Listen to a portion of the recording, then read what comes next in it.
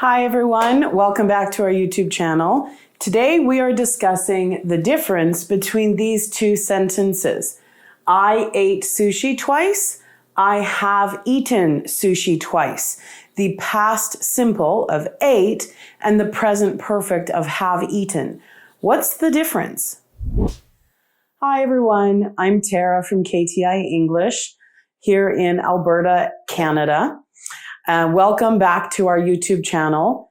I have nearly 20 years experience teaching ESL, and I've taught everyone from age 5 to 75.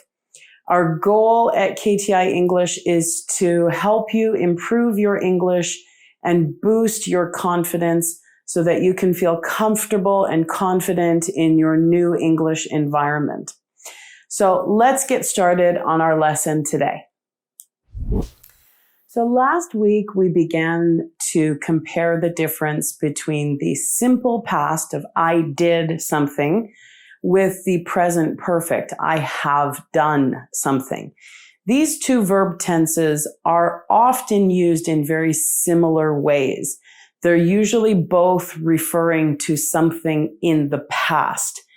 However, the present perfect verb tense, I have done, is actually a present tense. So there's always some kind of connection to now, even though I may be talking about something in the past.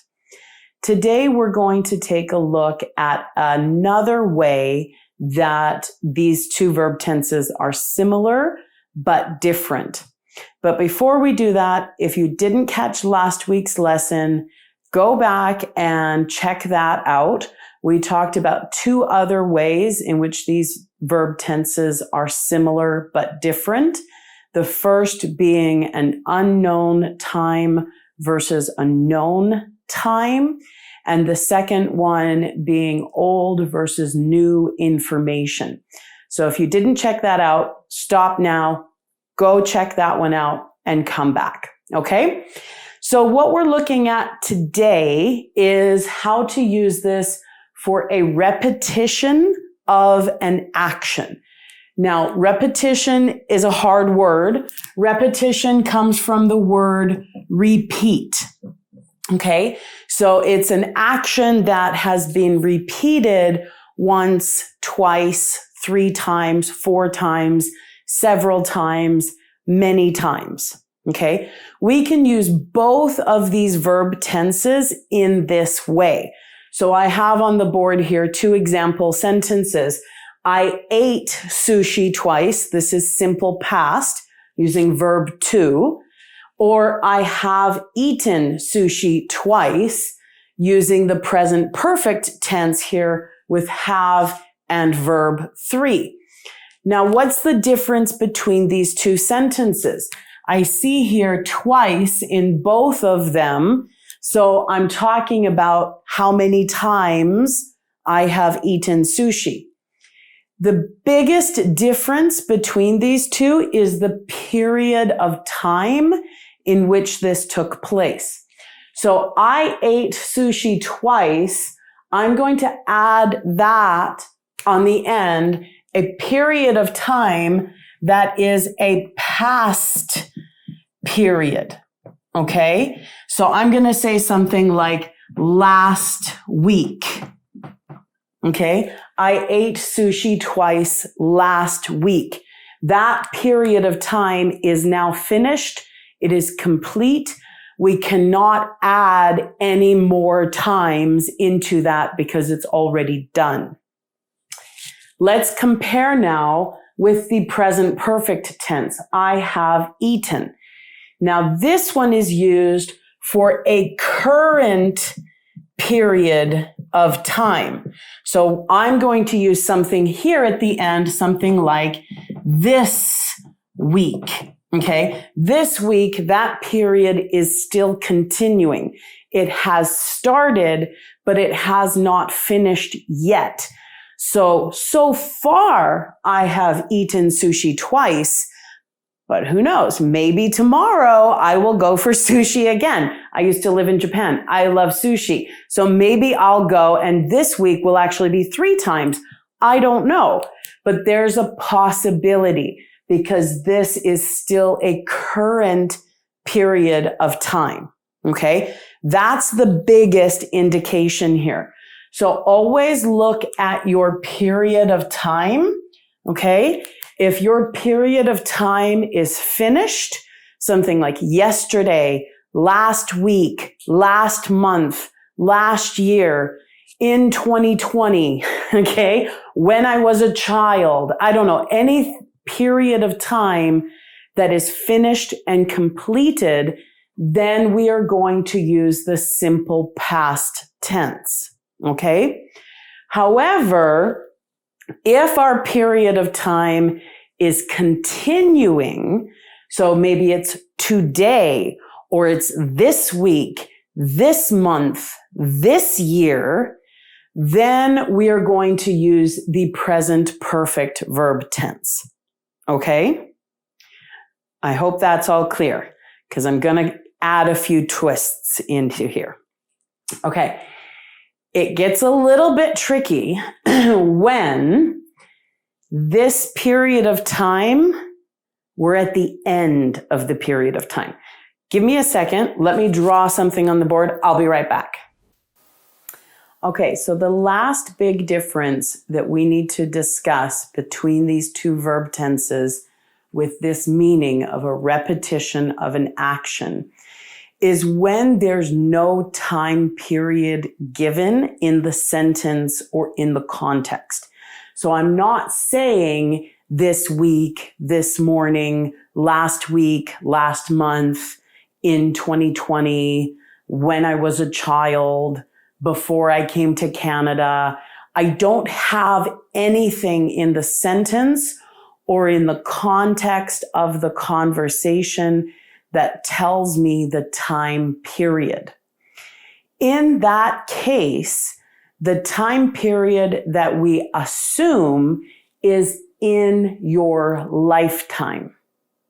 Okay? It's in your entire lifetime.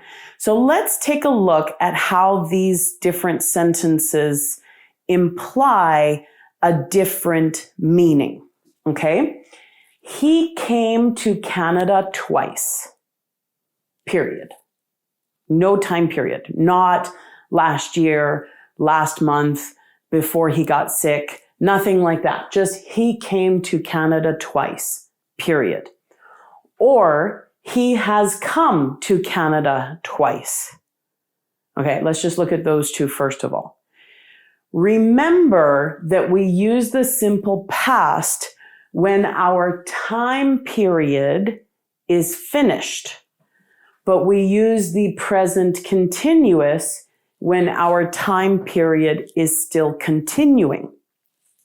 In this case, the time period that we assume is the subject's lifetime, his lifetime.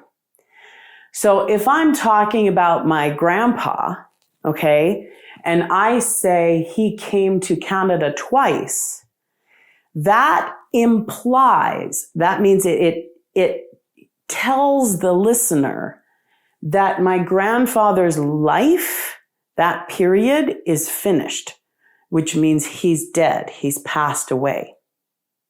Okay?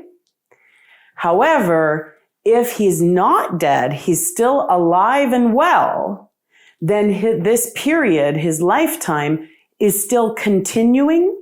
And then I need to use this verb tense, he has come to Canada twice. Okay, so I want you to make special note of this because this has led to some misunderstandings from my students sometimes. Generally, I usually teach adult students.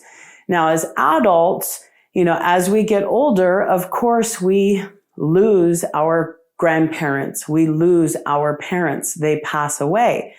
I don't know if my student, if his dad has passed away or not. I don't know that, right? So if he's talking about his dad and he says, my dad came to Canada twice, That tells me that his dad has passed away. Do you see that? But maybe not. Maybe his dad is alive and well, and that gives a different impression. He should be using this verb tense. He has come to Canada twice because he's still alive. Maybe he will come again next year. Maybe he's going to come at Christmas this year. I don't know. There's a possibility for him to come again because he's still alive and well. Okay. Now let's take a look at our last one here. When, let me get on this side, the time period, we're at the end of the time period. Okay. So again, let's take the example of maybe a grandfather. Okay. Maybe my grandfather is 96 years old and he's living in a nursing home, right? I know he's not going to travel and go on vacation to another country, right? He's still alive, but he's really at the end of his lifetime. And I know that there's not going to be another opportunity for him to travel abroad and visit me in Canada again. So in that case, even though he's still alive, you can use the simple past. My grandfather came to Canada twice before he entered the nursing home, right? That gives us the idea that in his lifetime, even though he's still alive, but in his lifetime, he came twice, but there's no chance for him to come again. Okay. So do be careful with this when there's no time period given. I put in here, in his life, in his life, in his life. But if you notice, I put it in brackets because we would not normally say that. Okay. We would just say he came to Canada twice, or he has come to Canada twice. Be careful on your verb tense because it can imply whether or not that person is still alive or not. Okay, everyone, that's all for today. I really hope that you found this lesson useful, helpful, and interesting. If you enjoyed the lesson and found it helpful, please remember to click subscribe to our YouTube channel so that you can get all of the most recent free grammar lessons that we're putting out each week. Also, please head on over to our website, KTIEnglish.com. We have a blog that details each of these lessons. So if you want a little bit more information, a few more examples, go ahead and check out our blog, sign up for our newsletter as well. Okay. Also, we are putting together an online course for verb tenses. It's not quite ready yet, but as soon as it is, we will put information in the description below. So please remember to check that out. I'm hoping that it will be a very useful and exciting lesson for you guys to use. Finally, I'm going to throw everything back to you guys. I would love to see some of your examples. So please write some sentences in the comments below. I would enjoy taking a look and giving my comments or corrections where necessary. Good luck. Bye.